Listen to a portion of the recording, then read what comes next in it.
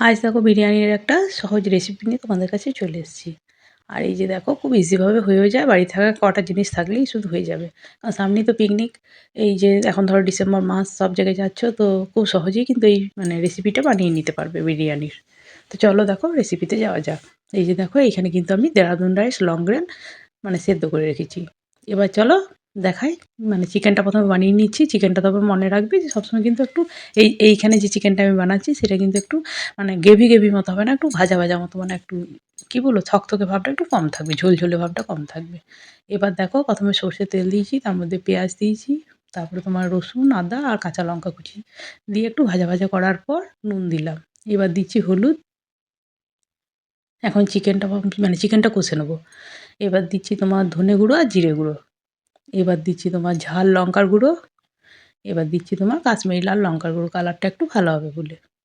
এবার দেখো মশলাটাকে ভালো করে একটু ভেজে নিচ্ছি। এই যে দেখো একটু ভাজা ভাজা হওয়ার পর এবার একটু টমেটো পেস্ট করে দিয়ে দিচ্ছি। একটা টমেটো পেস্ট করে দিয়েছি। এবার দেখো এটাকে একটু ভালো করে ভেজে নেবো, তারপর চিকেনটাকে দিয়ে দেবো। এই যে দেখো একটু ভাজা হয়ে গিয়েছে। এবার যখন একটু তেল ছেড়ে আসবে সেই অবস্থায় চিকেনটাকে দিয়ে দিচ্ছি। এখানে আমি চিকেনের কিন্তু কোনো লেগ পিস বা খুব বড় বড় পিস সেরকমভাবে কিন্তু নিইনি। ছোটো করে কিন্তু এই বিরিয়ানিটা ছোটো ছোটো করে হয়ে যায়। দেখো ছোটো ছোটো লেগ পিস, ছোটো ছোটো পিস করে এই বিরিয়ানিটা হয়ে যায়। এবার দেখো ঢাকা দিয়ে দিলাম। আবার ঢাকা খুলে আবার দেখো কষিয়ে নিচ্ছি। এরকম করে ২-৩ বার একটু জাস্ট কিছুক্ষণ কষালেই কিন্তু এটা হয়ে যায় চিকেনটা।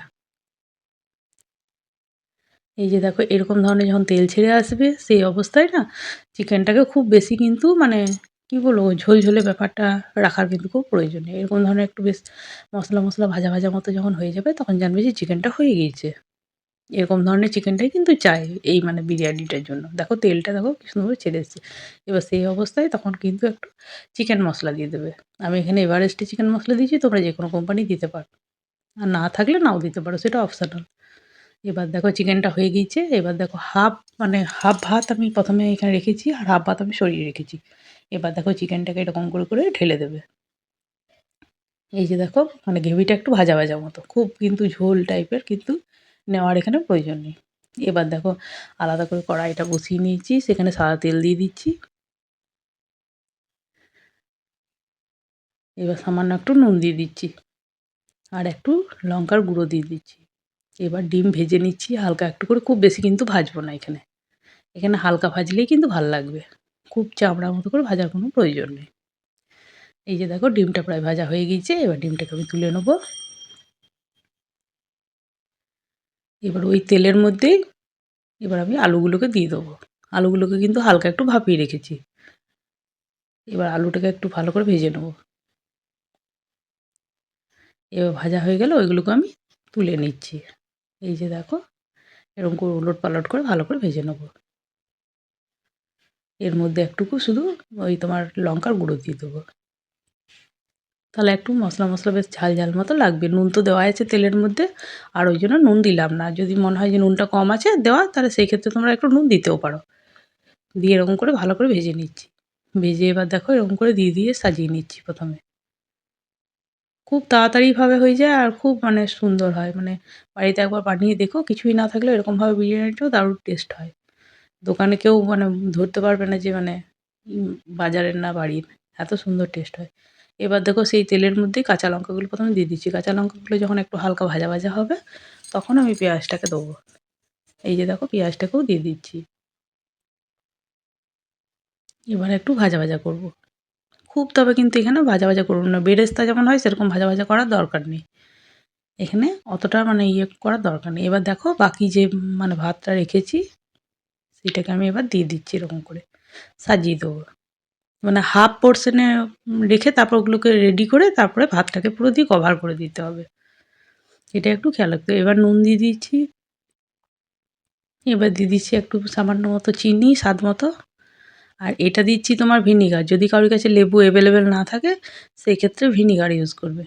আমি এখানে ১.৫ ঢাকনা মতো ভিনিগার দিয়েছি। আমার যে পরিমাণ আছে সেখানে ১.৫ ঢাকনা লাগবে। আর এটা তোমার মিঠা আতর। এটা যেকোনো দশকর্মার দোকানেই পাওয়া যাবে মিঠা আতর। মিঠা আতরটা দিলে তবে কিন্তু সেন্টটা কিন্তু বিরিয়ানির মতো হবে। এটা খেয়াল রাখবে। মিঠা আতরটা কিন্তু দিতেই হবে। আমি এখানে পুরো ১ শিশি দিয়ে দেবো। আর পেঁয়াজটা দেখো ভাজা, ভাজা হয়ে গিয়েছে। এখানে আমি দেখো পুরো ১ শিশি কিন্তু দিয়ে দিলাম। ছোট্ট শিশি তো।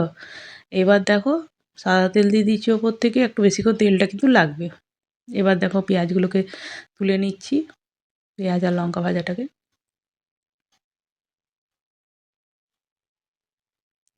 আর যে তেলটা ছিল সেই তেলটাকেও দিয়ে দিলাম। মানে ভাজার সময় যে তেলটা ছিল লঙ্কা আর ইয়ে দিয়ে সাদা তেলটা ছিল, আর একটু দুধ দিয়ে দিচ্ছি, হ্যাঁ? তোমরা এইটা দুধটা দিতেও পারো, নাও দিতে পারো। এবার দেখো চাপিয়ে দিচ্ছি।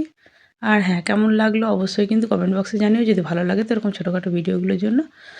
তো আমার চ্যানেলটাকে প্লিজ লাইক, সাবস্ক্রাইব, শেয়ার করো। আর পাশে থাকা বেল আইকন বাটনটাকে অন করো, তাহলে সবার আগে তোমাদের কাছে কিন্তু ভিডিওটা পৌঁছে যাবে। এই যে দেখো এরকমভাবে দেখো হালকা করে উঠিয়ে দেখাচ্ছি। এবার দেখো কত সুন্দর হয়েছে দেখো দমে। হালকা আছে তবে কিন্তু রান্নাটাকে চাপিয়ে রাখবে। আমি যেমন ওরকম ঢাকা চাপা দিয়ে দিয়েছিলাম, ওরকম করে কিছুক্ষণ রেখে দিলেই কিন্তু দেখো বিরিয়ানিটা রেডি হয়ে যাবে। আর দেখো দু কালারের বেশ রাইসটা সব নুন আর ইয়েগুলো সব মেল্ট হয়ে গিয়েছে তো। এবার দেখো হালকা, হালকা করে মিশিয়ে নিলেই খুব সুন্দর। দেখো দু কালার ওদের যেমন দেখায় দেখবে খানিকটা করে ইয়েলো, খানিকটা করে সাদা, সাদা থাকে। মানে দারুণ সুন্দর টেস্টও হয়। আর বিরিয়ানিটা মানে কি বলবো, একবার বাড়িতে বানাও তাহলেই দেখতে পাবে যে কি সুন্দর টেস্ট এর।